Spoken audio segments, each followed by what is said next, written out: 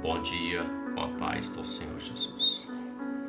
Primeiro livro de Samuel, capítulo de número 13, verso 19 em diante, diz assim: E em toda a terra de Israel nenhum ferreiro se achava, porque os filisteus tinham dito para que os hebreus não façam espada nem lança, pelo que todo Israel tinha que descer aos filisteus, para amolar cada um a sua relha, e a sua enxada, e o seu machado, e o seu sacho, que é o mesmo que foice.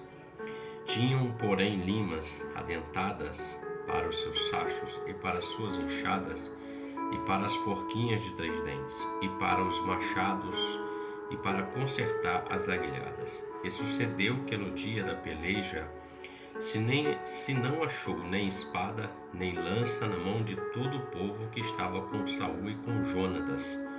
Porém acharam-se com Saul e com Jonatas seu filho. E saiu a guarnição dos filisteus ao caminho de Miquimás. Pois bem, o texto fala de uma batalha que estava para acontecer entre o povo de Israel e os filisteus. Os filisteus sempre foram os maiores inimigos do povo hebreu de Israel. É só olharmos para o contexto bíblico que você vai ver que vira e mexe se levantava um filisteu contra ou vários filisteus. E o texto que lemos diz que em toda a terra de Israel, o povo de hebreu, ele não tinha ferreiro, não tinha quem produzisse armamentos, ferramentas, não tinha quem forjava do ferro aquilo que era necessário, muito menos espada, nem forjava o que era espada nem lança, e não tinha ferreiro. Tudo porque nós lemos aqui que os filisteus, eles declararam a Israel para não produzir armas. Então criou-se uma dependência. E na verdade, todas as vezes que eles precisavam de alguma coisa, eles iam até os filisteus. Verso 20 diz: pelo que todo Israel tinha que descer aos filisteus para amolar a sua relha ou a sua ferramenta que fosse. Então havia uma dependência. A estratégia aqui dos filisteus, que representa o inimigo, a estratégia do adversário, é criar dependência para que o homem não produza armas. O contexto para a nossa meditação aqui, quando falamos de armas, nós não estamos falando de armas físicas ou carnais. Não estou falando de foice, de espada, de lança, de canhão, de bazuca, nada disso. Nem de mísseis. Nós estamos falando de espadas do Espírito. A espada do Espírito é a palavra de Deus. Nós estamos falando de armas espirituais que são poderosas em Deus para derrotar toda ação do maligno. E esse povo de Israel estava na dependência. O inimigo criou uma situação em que aprisionou eles de maneira que não deixava eles criar ferramenta alguma ou arma alguma para combater o combate. É isso que o adversário faz. Quando ele aprisiona a alma do homem aos vícios, aos costumes desse mundo, às dependências deste mundo, às drogas e tantas outras coisas. O homem fica preso, ele não consegue produzir arma para poder vencer. Ele sempre vai ao filisteu, sempre vai ao inimigo. O inimigo provê para ele, porque aquilo causa uma dependência nele e faz com que ele se afaste cada vez mais do Senhor. O homem está preso em vícios, em situações diversas, em desejos carnais, em situações dinheiro, dependência e outras coisas mais, quando isso toma o coração do homem. E há também as outras coisas, a corrupção, há também o status, a fortuna, a fama e outras coisas que são colocadas diante do homem. Isso para fazer com que o homem se torne dependente do adversário.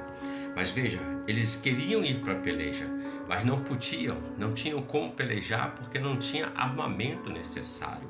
Então, meditando nessa palavra, eu vejo o seguinte: o apóstolo Paulo escreve na carta de Efésios capítulo 6, ele fala da armadura de Deus, ele fala do capacete, ele fala da couraça da justiça, ele fala do escudo da fé, ele fala das sandálias do evangelho, ele fala do cinturão que prende, ele fala da espada do Espírito, ou seja, ele fala de um armamento que nos protege tanto o nosso corpo, homem, como corpo espiritual que somos nas batalhas.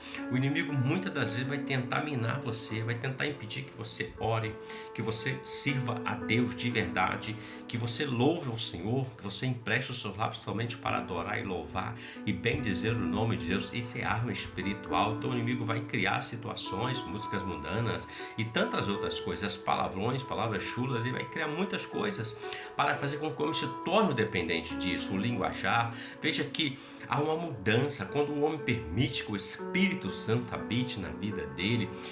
O Espírito Santo começa a trabalhar no coração desse homem, libertando esse homem de tudo aquilo que era a casa, estava na casa do valente, que o valente dominava, que era o adversário. E Jesus, sendo mais valente do que aquele, já derrotou ele lá no Calvário pelo seu sangue e deu ao homem a condição de ser mais que vencedor em Cristo Jesus. Então, todas as vezes que você achar e ver, perceber e se sentir que está sendo manipulado, dominado por um sentimento, por uma situação ou por algo que você sabe que é contrário à palavra de Deus, muito atento, muito cuidado, vigilância, porque é o adversário criando situações para que você não seja liberto. Ele quer te prender, ele não quer deixar você criar suas armas espirituais, ele não quer que dos seus lábios saia a palavra da vida eterna, ele não quer que os seus joelhos se dobrem diante de Deus Todo-Poderoso, porque quando nós nos colocamos diante do Senhor, nós nos aproximamos do Senhor, nós estamos mais perto de Deus, nós criamos uma intimidade.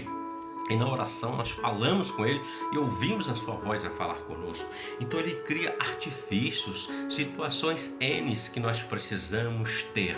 Um dom chamado do Espírito Santo, chamado discernimento de espíritos, para discernir quem é que está atuando naquele momento, quem é que está falando conosco, quem é que está agindo naquele ambiente, se é o espírito do adversário, o Espírito Santo, ou se é o espírito do homem, porque esses três caminhos sobre a face da terra, mas aquele que leva o homem até o Senhor, aquele que reveste o homem de graça é o Espírito Santo.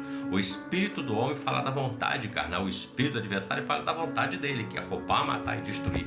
Mas o Espírito Santo do Senhor, ele está selando e preparando você, eu, a igreja fiel e verdadeira, que habitará com o Senhor na eternidade. Então não deixe que filisteu lhe roube, lhe prive da graça de Deus. Levante-se hoje, vista-se da armadura, combata o bom combate, porque as armas em Deus são poderosas para desfazer todas as hostes e principados. Reflita sobre isso. Que Deus te abençoe e você tenha um ótimo dia com a paz do Senhor Jesus. Amém.